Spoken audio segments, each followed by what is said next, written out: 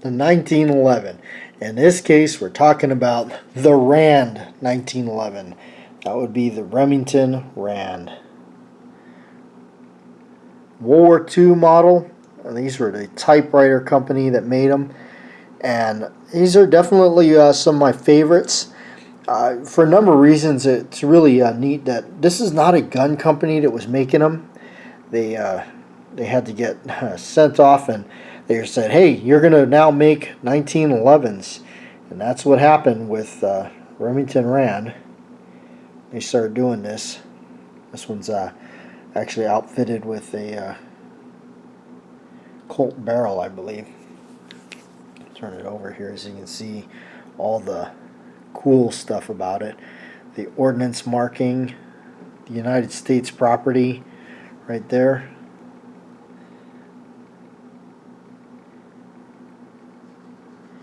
U.S. Army.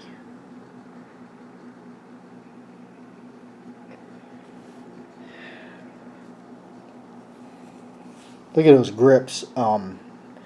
That's the known as, I believe, the Keys grips. The original grips for it.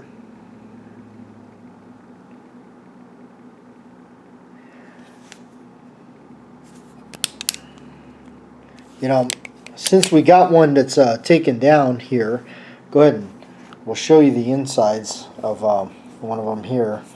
And you know, we got this one torn down. Again, the beautiful U.S. property. Notice there's no any kind of other markings or arsenal rebuild markings on this thing. It's for the most part all original. You know, for as much as you can do the tracking of the history on some of these, you can see there where the machining augured out all that metal, built these guns the way we pay premium for now. Custom shops like Bill Wilson and Stuff Wilson Combat that make 1911s, the way they build them is much like how these were built back then. So here you can see the inspector cartouche or inspector mark. That would be correct for Remington. The FJA, which is the Franklin J. Atwood there.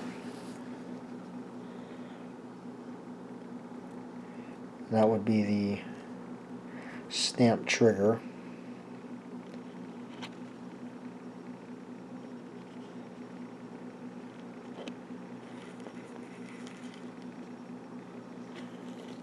That really cool arched mainspring housing that I like.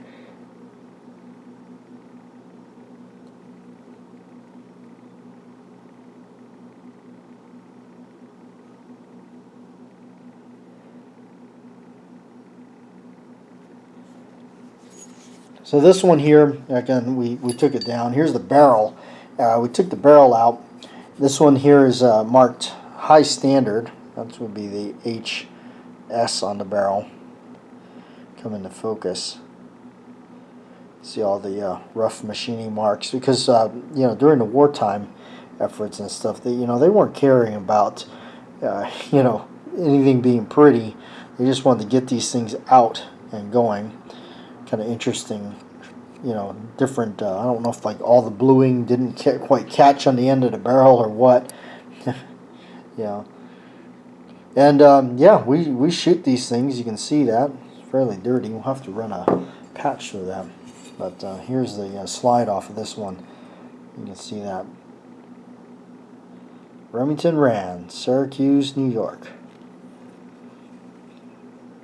Yeah, you won't see any firing pin plungers or anything like that in any of these.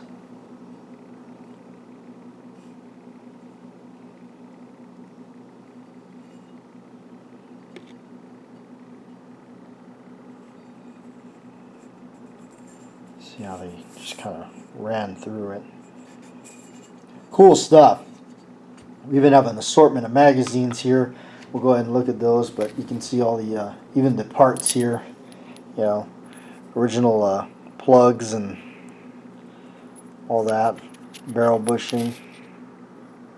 All of it has that same color, that Parkerizing color. Of course, that's the cool thing about the these 1911s from World War II, they all have that color to them. That kind of a dark olive, kind of gray parkerizing. It's kind of interesting. Here's some of the original mags. You can see there the foot will have the marking there. I believe that's a Scoville mag. I think that's the, I'm not sure if I'm pronouncing their name right or whatnot. It's got the S on it. We have one here. It looks like a Littleton. The L. And yeah, that's the way they are. Mostly unmarked. You know, nothing going on. And I believe this one's completely unmarked. Doesn't even have anything there. You know, of course, nothing on the bottom.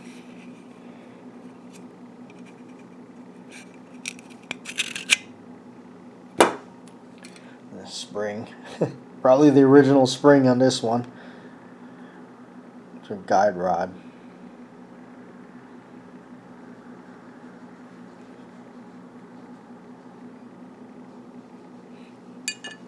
But really interesting. You know, we're going to reassemble this one here, and we're going to do the proper thing and actually put the proper oil on it. Everything. I use the Wilson Combat Universal here. I make sure to get everything, you know. Treat it right, you know, because it's been around, it's done its job, so we're going to make sure we treat it right. We're going to put that barrel back in.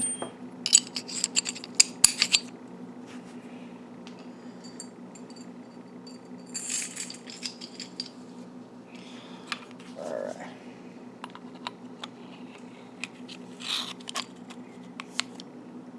Line that up to the second notch. Pop that back in there.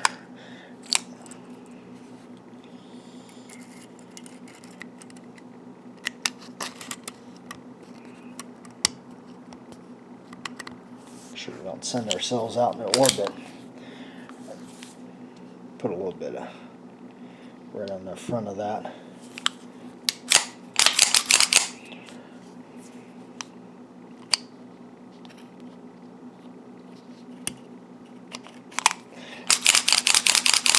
You know, these 1911s, they like oil, and as long as you keep them lubed up and everything, they will run. Good for you. A little excess here, but you know, that's the thing about these old ones. You know, they may not have the best fit and finish, but the history and everything involved around them, it is just such a cool factor. You know, they have them right here on the table, so we can check them all out.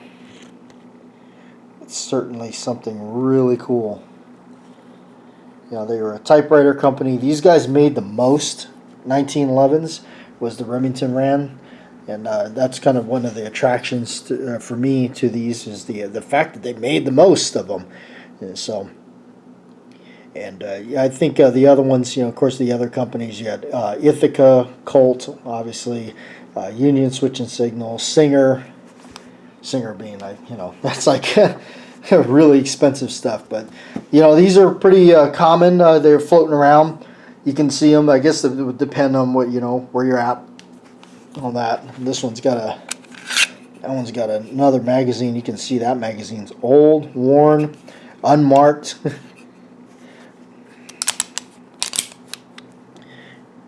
Yeah. So decided to bring them out. A couple of Remington Rands for you. You know, enjoy some of this World War II goodness.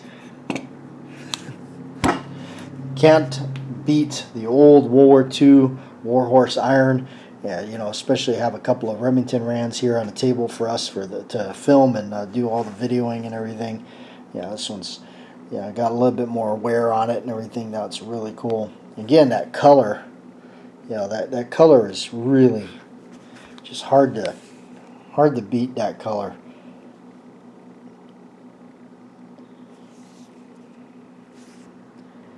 Thanks for hanging out and checking us out and watching videos, and we're just you know, we just couldn't help but break it out the camera when we had these two available to photograph and everything, so we could not help but to get them out there, 'cause especially when you got two of those babies right there for the video.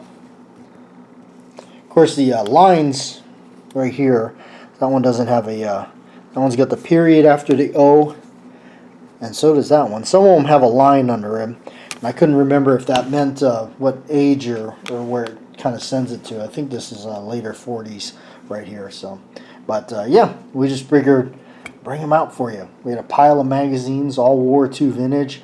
Can't beat that.